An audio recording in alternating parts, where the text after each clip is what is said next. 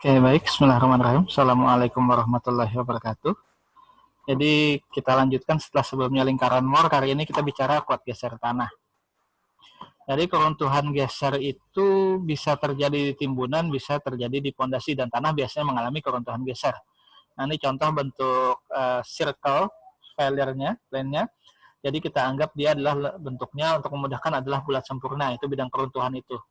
Nah, kalau pondasi dia arahnya bisa sliding, overturning, jadi pondasi kembali. Kalau timbunan dia akan longsor atau sliding di situ. Jadi kalau pondasi bisa overturning dan itu bisa sliding.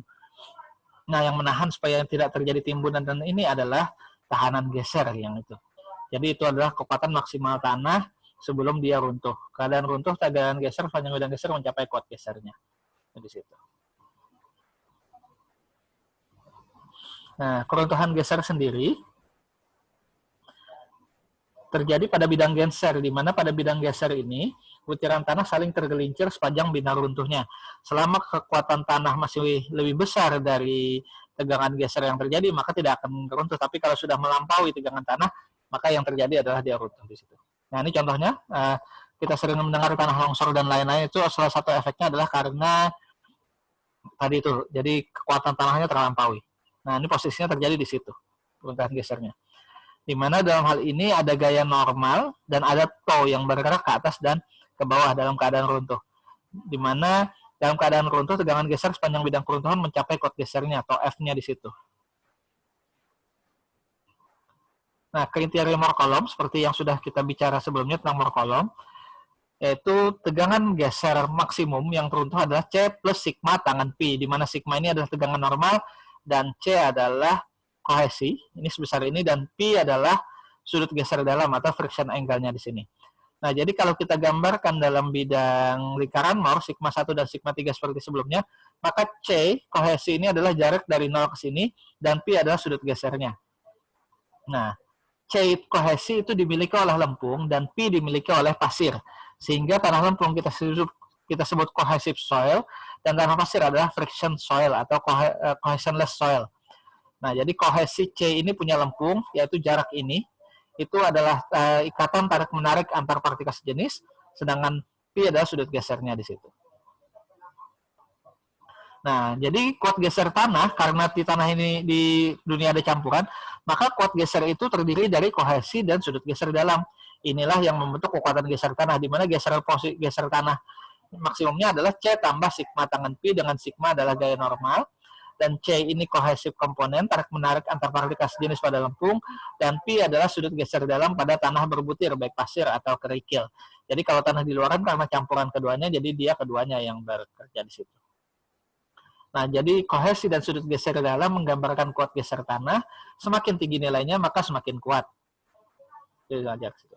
Nah, ini kalau konsep Moore circle itu, jadi kalau X itu menyentuh bidang gelincir yang di sini, dia akan runtuh. Tapi kalau tidak menyentuh, dia akan stabil di sini.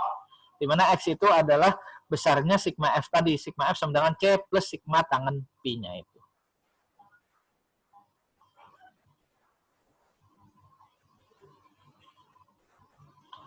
Nah, Moore circle juga. Nah, hingga minggu kemarin, jadi elemen tanah tidak runtuh jika lingkaran Moore terdekat di dalam amplop-amplopnya tuh di sini. Dan garis merah ini adalah fungsi sigma atau F sama dengan C plus sigma tangan V. Jadi kalau sudah dapat C sama V-nya, kita gambarkan garis ini, terus kita plot lingkaran Moore-nya di sini. Kalau dia tidak menyentuh garis ini, maka dia nggak akan runtuh. Tapi kalau sigma 1 dan sigma 3-nya kita plot kena ini, itu adalah runtuh terjadi. Makanya itu gunanya konsep lingkaran Moore yang sebelumnya sudah kita bicarakan.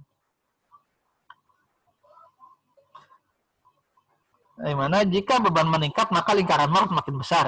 Dan akhirnya jika menyentuh amplop, maka keruntuhan terjadi. Itu kan bahaya juga. Dengan arah seperti ini, yaitu arah keruntuhannya kalau seperti kalian yang pernah kalian lihat di UCT, yaitu arah keruntuhannya adalah 45 derajat plus pi per 2. Itu adalah bidang runtuh terhadap gaya horizontalnya tuh di situ. Kalau menyentuh amplopnya di sini. Dengan fungsi amplop adalah tau F sama dengan C plus sigma tangan P. Kalian akan belajar nanti di praktikum Mektan 2 di kuat gesernya di situ. Nah, ini lingkaran Moore lagi terhadap sigma dan sigma aksen. Amplopnya juga sama. Nah, ini contohnya kalau di tekanan tanah sejenis diberi isotropik seperti pada UCT, maka dia seperti ini. Nah, ini mengulang kembali triaksial yang sudah saya kasih tugas.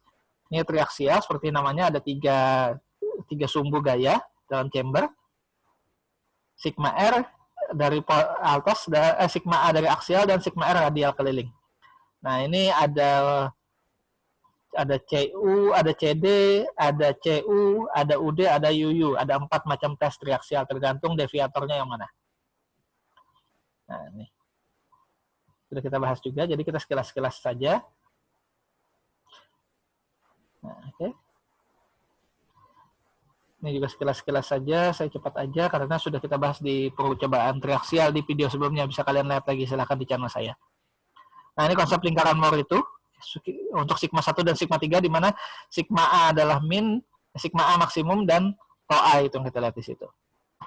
Ini hubungan-hubungannya, sigma 1 sama dengan sigma 3 tan kuadrat 45 plus P per 2 plus 2C tan 45 plus P per 2, dan sigma 3 adalah sigma 1 tan kuadrat 45C 45 min P per 2 min 2C tangan 45 min P per 2 di situ juga. Stress point-nya di sini. Nah, during loading ada stress pad yang terjadi, di mana stress pad is a convenient way to keep track of the progress in loading with respect of failure envelope. Di mana stress pad itu adalah pucuk-pucuk dari lingkaran Moore yang terjadi, itu yang dihubungkan itu stress pad-nya di sini. Di mana failure envelope-nya sendiri kembali tadi tau F sama dengan C plus sigma tangan P ini. Nah, ini kan C plus sigma tangan P-nya tadi. Nah, ini juga untuk tekanan air pori. Scampton mengeluarkan persamaan dengan metode undrain. Delta U sama dengan B sigma delta sigma 3 tambah A delta sigma 1 min delta sigma 3. Nah, ini nanti yang kalian praktikum. Selain triaksial, nilai C dan P juga bisa kita peroleh dari direct shear, geser langsung. Ini adalah bentuknya shear box-nya. Ini gaya normal dari atas, ini plat penutup, ini sampel tanahnya ditaruh di bawah sini, di mana akan dipaksa geser supaya terjadi bidang keruntuhan di sini. Ini load cell-nya, ada batu poros dan ada rollernya. Yang diukur di sini adalah pergerakan horizontal relatif dan pergerakan vertikalnya. Nah, ini yang kita punya di lab Macton sama. Nah, sekarang kuat geser tanah secara umum bagaimana konsepnya? Tanah pada umumnya mempunyai kekasaran. Kuat gesernya tergantung kepada tegangan yang diberikan. Kuat geser dipengaruhi oleh tegangan efektifnya atau sigma. Tekanan air juga akan punya peran. Tegangan geser tergantung pada drainase atau keluarnya air dari dalam porinya. Pengurangan tegangan dilakukan pada kondisi satu deformasi pada volume konstan atau undrain, dan deformasi tanpa menimbulkan excess pressure atau drain. Ini kuat geser tanah konsepnya di situ. Ini contoh-contoh soalnya, untuk membuatnya silahkan kalian pelajari sendiri, dan jangan lupa kerjakan soal di pertemuan berikutnya. Oke, sekian konsep C dan P. Jadi intinya tanah itu ada untuk kekuatan gesernya, kekuatannya adalah kontribusi dari nilai C, kohesi, dan nilai P, sudut geser dalam, di mana kohesi ini punya lempung dan ini punya pasir. Nah, itu situ. Oke, cukup sekian untuk pertemuan kali ini. Terima kasih. Salam